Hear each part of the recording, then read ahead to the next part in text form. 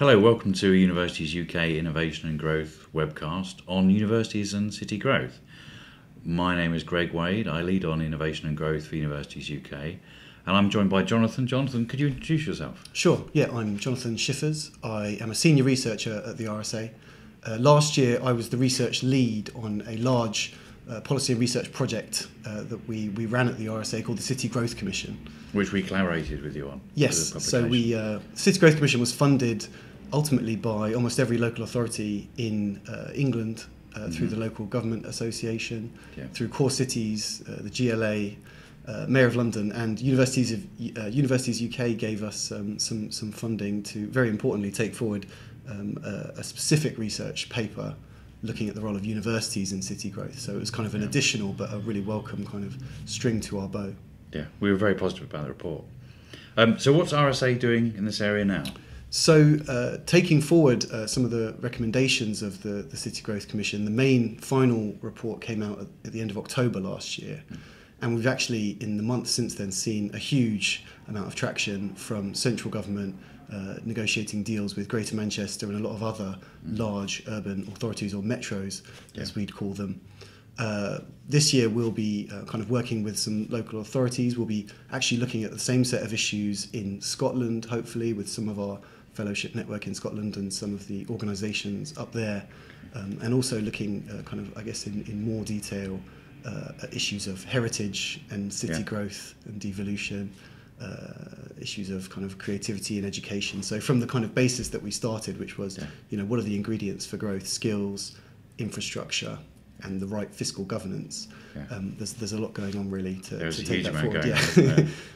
I just want to pause a second and use the term metros. It'd be helpful if you could just describe what makes a metro, what defines a metro. Sure. So as often happens in kind of the policy world, we nicked that phrase from a recent book that's gaining a lot of momentum in the US. Okay. I guess metros is really, strictly speaking, kind of short for metropolitan areas, and those old enough to remember, a couple of decades ago we had metropolitan layers of government, metropolitan boroughs. But when we talk about metros and when we use that concept with the City Growth Commission, the focus is really on the scale of economic activity, almost on a day-to-day basis, that most of us kind of live through. So when we're talking about a city like Bristol, let's say, the economically functioning city region really goes beyond the city council boundaries. Yes. It goes into the green belt. It includes people who commute into the city. So labour markets are really important. Supply chain markets for businesses are really important. Yeah. And you can see that even with universities, the footprint from which students might commute. Okay. And why are metros important?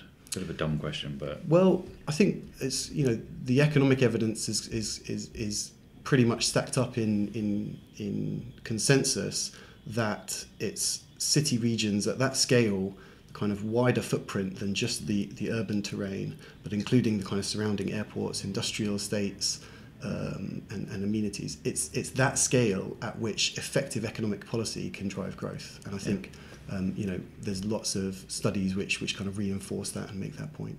Okay.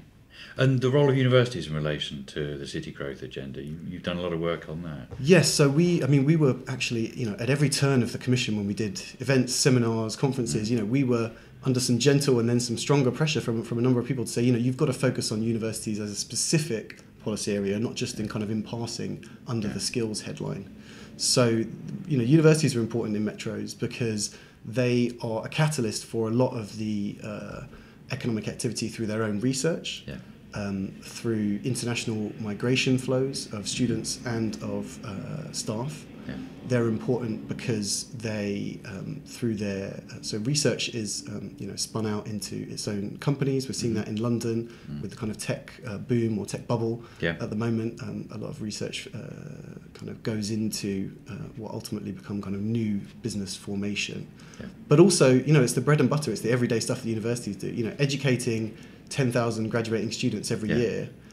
Where do those students go to look for a job? It's not a kind of spatially blind national labour market. They might probably look first at the city that they've lived in for a few years, i.e. on the doorstep of the university. So universities are hugely important. Yeah, and retention was an issue that came up in our joint report. as a Absolutely. very strong thing, doesn't it? Yeah, so there are some interesting things that universities are already beginning to do to try and strengthen those local links. And I guess the conclusions of our report were, the economic impact of a university is kind of always local first. I'm not saying that they're not relevant to national labour markets in certain professions, and that they're also kind of international significance in league tables and attracting students. But it's always going to be closest to home where the economic impact is felt, and therefore where the greatest opportunities to enhance that impact are also kind of present. Yeah. Thank you. So what next for the RSA? I mean, you talked about some of the topics you're working on. What next that might be of particular interest to universities? Yeah, I mean, we're really interested to see how some of the universities who, for example, put in proposals to HEFC's Catalyst funding in the latest round for anchor institutions are going to be able to work in a increasingly changing kind of devolution landscape where different parts of England, Wales and Scotland and Northern Ireland have different government powers at different times and at different scales. So things are getting more complex, and we'll go into some of that detail I hope this afternoon. The challenge is for the RSA is to kind of just really be a bit of a pollinator and just provide some of the learning from one place to another, and be talking to several different metros at the same time. And that's what we'll kind of endeavour to do this year. Excellent. Good luck with that, and we look forward to helping you with that. Thank you, Jonathan. Cheers. As usual, links to both Universities UK and the RSA's work on this will be included on the YouTube website. And if you have any questions for us, don't hesitate to ask.